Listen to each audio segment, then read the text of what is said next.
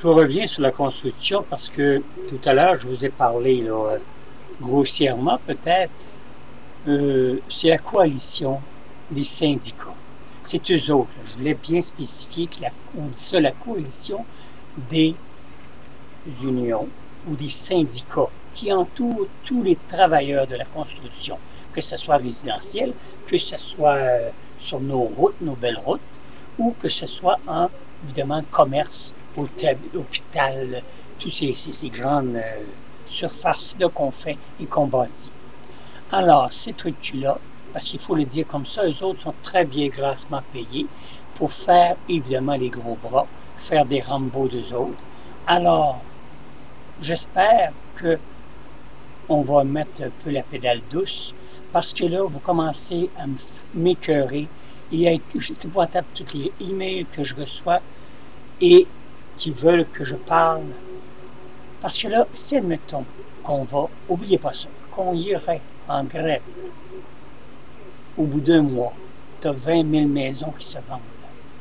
Parce que les travailleurs, les gens qui travaillent comme en résidence, si vous aimez mieux, pour des résidences, bâtir des résidences, eux autres, évidemment, c'est leur gros chiffre, c'est leur gros temps.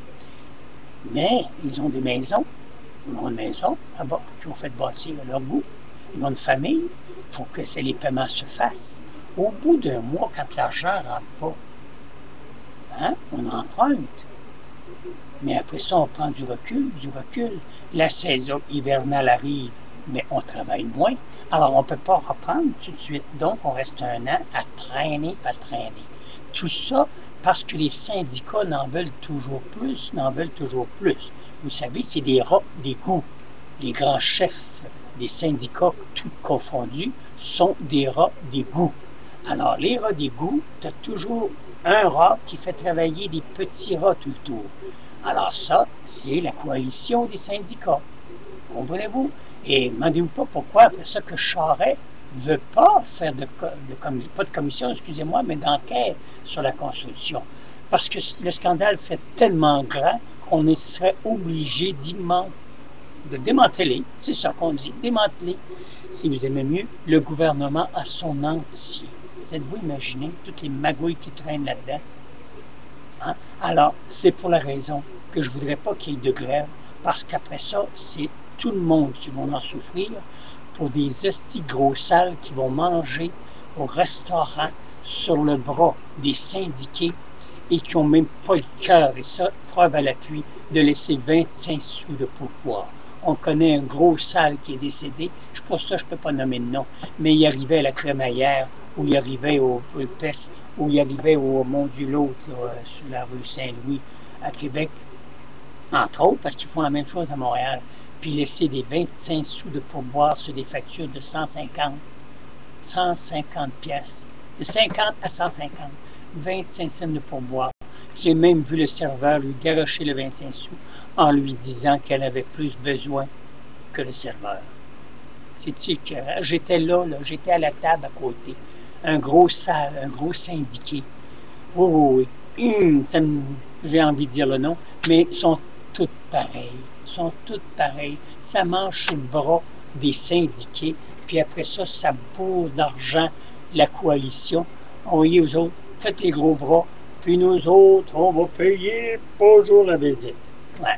Mais les travailleurs, eux autres, qui va faire gagner leur pain s'ils ne travaillent pas? Comment est-ce que l'argent va rentrer là-dedans? Alors, l'enquête sur la Constitution, il serait à peu près temps. Hein? Là, j'espère qu'on va demander, les partis, demander la démission de Jean Charest, pur et simple, et en mettre un autre avec une tête. Et là, on pourrait peut-être avoir une enquête approfondie sur tout rapport. Comprenez-vous? Ça prend ça parce qu'on est écœuré de ce petit gouvernement sale. Il y a des humoristes qui le disent, puis je suis capable de le dire moi aussi. Et moi, vous dire honnêtement, quand vous allez voir Jean Charest, ça se fait assermenter, puis qu'il va le faire le parjure sur la table, faites-vous-en pas qu'il ne dira pas la vérité. Parce que s'il dirait la vérité, il n'aurait pas dit comme ce soir, ben je me souviens pas quelle date, mais je sais que c'est... Hey! Tout est écrit ton minute écrit, ton agent de presse a tout écrit dans son livre. C'est sûr, ça va te donner le temps de n'effacer des pages, hein? Oui, ça va te donner le temps, mon truc de cul, hein? Je te vois venir, mon sale. Mais que voulez-vous, c'est Jean Charest, l'honorable premier ministre du Québec et l'honorable ministre des anus perdus.